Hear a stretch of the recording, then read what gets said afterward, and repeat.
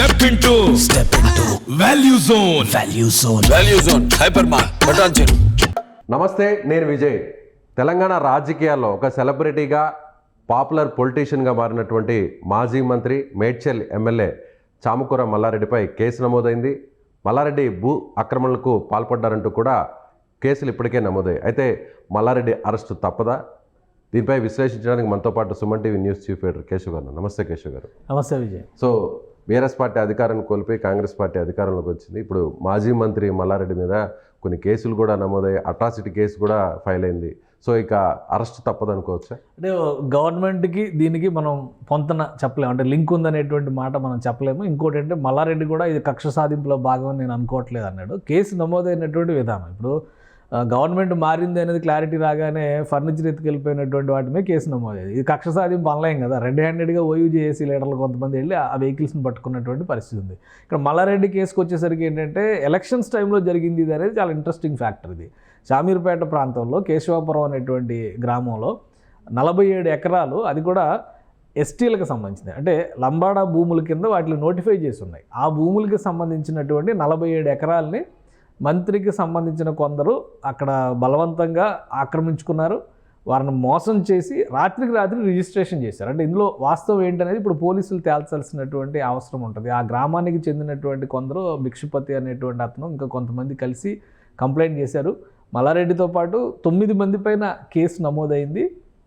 Cheating case పెట్టారు, ST atrocity case కూడా పెట్టారు. కాబట్టి అట్రాసిటీ కేసులో ముందు అరెస్ట్ అనేది చాలా ఇంపార్టెంట్. అక్కడ ఎవరైతే ఇప్పుడు బాధిత వర్గాలు ఉన్నారో వారంతా కూడా షెడ్యూల్ ట్రైబ్స్కి చెందినటువంటి వాళ్ళు కాబట్టి ఇమీడియట్గా అరెస్ట్ చేయాల్సినటువంటి పరిస్థితి అలాంటి కేసుల్లో ఉంటుంది. కాబట్టి ఆయన అరెస్ట్ అవడానికి అవకాశాలను మనం కొట్టిపారేయలేం.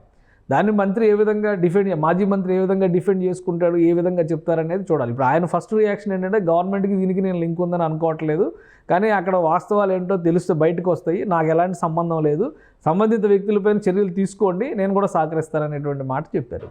కాబట్టి ప్రభుత్వం వైపు నుంచి, పోలీస్ శాఖ వైపు నుంచి జరిగేటువంటి ఇన్వెస్టిగేషన్ ఇక్కడ చాలా కీలకమైనటువంటిది.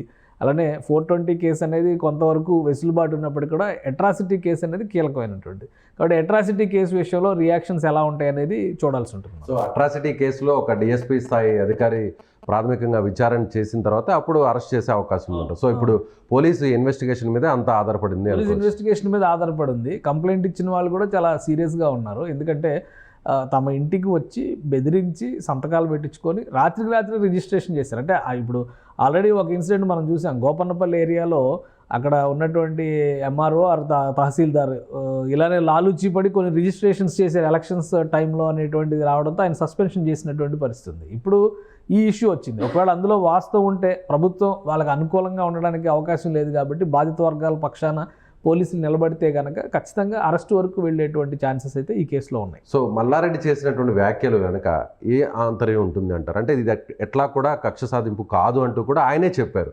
సో ఎందుకు అలా వ్యాఖ్యలు చేశారు? ఒక విషయం గమనిస్తే గవర్నమెంట్ మారినప్పటి నుంచి కూడా ఫ్రెండ్లీ గవర్నమెంట్ బిహేవియర్తోనే వెళ్తున్నారు ఆయన. ఎందుకంటే ఆయనకు ఉన్నటువంటి వ్యాపార సామ్రాజ్యం కావచ్చు, రకరకాల విమర్శలు, ఆరోపణలు ఇటువంటివన్నీ ఉన్నటువంటి నేపథ్యంలో కొంచెం జాగ్రత్తగా ఆచితూచి వ్యవహరిస్తున్నారు. అయితే కేసు నమోదు కావడం అనేది గవర్నమెంట్ ఉద్దేశపూరితంగా చేసేటువంటి అవకాశాలు, బాధితులు బయటకు వచ్చారు. బాధితులు ఉన్నప్పుడు కేసు ఆటోమేటిక్గా పోలీసులు నమోదు చేయాల్సి ఉంటుంది. కాబట్టి మంత్రి ఉన్నారనేటువంటి పేరు చెప్పారు. కాబట్టి ఇప్పుడు రిజిస్ట్రేషన్ నిజంగానే రాత్రి చేస్తే ఎవరి పేరు మీద చేశారు, మంత్రి కుటుంబీకులకి ఏమైనా సంబంధం, ఇవన్నీ కూడా విచారణలో వస్తాయి. మంత్రి కుటుంబానికి సంబంధం లేకుండా మంత్రి దగ్గర ఉన్నటువంటి కొందరు వ్యక్తులు పలుకుబడిని ఉపయోగించుకొని చేస్తే మంత్రికి మెడకు చుట్టుకునేటువంటి అవకాశం లేదు. కాబట్టి ఇప్పుడు ఆయన ధీమాగా ఉన్నారు, నేను ఎలాంటి తప్పు చేయలేదని చెప్పి అంటున్నారు. కాబట్టి ఇన్వెస్టిగేషన్లో ఇవన్నీ కూడా బయటకు వస్తాయి. దాన్ని బట్టే కేసు భవిష్యత్తు ఉంటుంది. ఒకవేళ మంత్రి ఫ్యామిలీకి సంబంధించిగా లేదా నేరుగా మంత్రికి సంబంధించే ఇందులో కనుక ఎలిగేషన్స్ చేసిన దానికి ఆధారాలు దొరికితే అప్పుడు అరెస్ట్ దాకా వెళ్ళడానికి అయితే అవకాశాలు ఎక్కువగా ఉంటాయి. ఇక్కడ గవర్నమెంట్ మారినంత మాత్రాన ఏదో వ్యవస్థలు మారిపోయి ఒకరి మీద ఒకరు కక్ష సాధింపులకు వెళ్తున్నారు అనుకోవడానికి అయితే అవకాశం లేదు. ఎందుకంటే గవర్నమెంట్ మారిన క్షణం నుంచి కూడా అటు సీఎం కావచ్చు, ఇటు బీఆర్ఎస్ ప్రధాన ప్రతిపక్ష పార్టీగా ఉన్నటువంటి బీఆర్ఎస్ నాయకులు కావచ్చు, చాలా వరకు ఒక కాంప్రమైజింగ్ పద్ధతిలో వెళ్తున్నటువంటి పరిస్థితి ఉంది. కక్ష సాధింపు అనేటువంటి ధోరణి లేకుండా జరిగిన తప్పుల్ని సవరించే ప్రయత్నంలో ప్రభుత్వం వెళ్ళేటువంటి ప్రయత్నం చేస్తుంది. తప్పిదం ఉంటే దాని సంగతి ఎలా ఉందనేది దాన్ని ఎదుర్కొనేదానికి కూడా మేము సిద్ధంగా ఉన్నామనేటువంటి ధోరణిలో బీఆర్ఎస్ నాయకులు. సో పర్టికులర్గా ఈ ఇష్యూ మీద కాంగ్రెస్ పార్టీ ఇప్పటివరకు ఎక్కడ కూడా పెద్దగా రెస్పాండ్ కాలేదు. సో కాంగ్రెస్ పార్టీ రియాక్షన్ ఎలా ఉండే అవకాశం ఉందంటారు? అంటే కాంగ్రెస్ ఇన్వాల్వ్ అయ్యేటువంటి వ్యవహారం కాదు, ఇది పార్టీలకు సంబంధించినటువంటి విషయం కాదు. ఇక్కడ పోలీస్ డిపార్ట్మెంట్ నుంచి ఇన్వెస్టిగేషన్ జరగాలి. మంత్రికి సంబంధించి కనుక ఆధారాలు బయటకు వస్తే అప్పుడు పార్టీల పరంగా రాద్ధాంతం జరుగుతుంది. ఒక కాంగ్రెసే కాదు, మిగతా పక్షాలన్నీ కూడా మంత్రి మీద, ఇప్పుడు మల్లారెడ్డి గారు అనగానే దేనికి పాపులర్, కష్టపడ్డా, పూలమ్మా, పాలమ్మా ఇవన్నీ చెప్తారు కదా. ఇప్పుడు ఎలక్షన్స్ టైంలో ఇంకో క్యాంపెయిన్ కూడా చేశారు, జయలలితకి సంబంధించినటువంటి ఆస్తుల విషయంలో ఆరోపణలు, అవి కూడా ఆయన మీడియా ముందరకు వచ్చి ఎదుర్కొన్నారు, ఆయన క్లారిటీ కూడా ఇచ్చారు. కాబట్టి ఇది ఒక కేవలం ఆరోపణ, లేదంటే ఆధార సహితమైనటువంటి విషయం ఉంటే కనుక అప్పుడు మల్లారెడ్డి గారు ఇప్పటిదాకా కష్టపడ్డారని చెప్పిన వాటన్నిటికీ ఆయన కష్టం ఈ విధంగా ఉందని అనుకునేటువంటి పరిస్థితి ఉంటుంది. కాబట్టి ఆయన పాజిటివ్గానే తీసుకున్నారు, ప్రొయాక్టివ్గా మాట్లాడారు. గవర్నమెంట్ సైడ్ నుంచి చూస్తే కనుక పోలీస్ శాఖ దర్యాప్తు చేయాల్సినటువంటి అంశం, తర్వాత రాజకీయ అంశాలు, రాజకీయపరమైనటువంటి విశ్లేషణలు జోడింపు చేసేటువంటి అవకాశం ఉంటుంది. Right, thank you so much sir. మరి చూద్దాం, అంటే మల్లారెడ్డి మీద వచ్చినటువంటి ఆరోపణలు ఉన్నటువంటి వాస్తవాలు ఎంతవరకు ఉన్నాయో లేదనేది పోలీసుల దర్యాప్తులో, విచారణలో తేలే అవకాశం ఉంది. అయితే పోలీసుల దర్యాప్తును బట్టే మాజీ మంత్రి మల్లారెడ్డి అరెస్ట్ అవుతారా లేదా అనేది కూడా స్పష్టమయ్యే అవకాశం ఉంది. Thank you so much.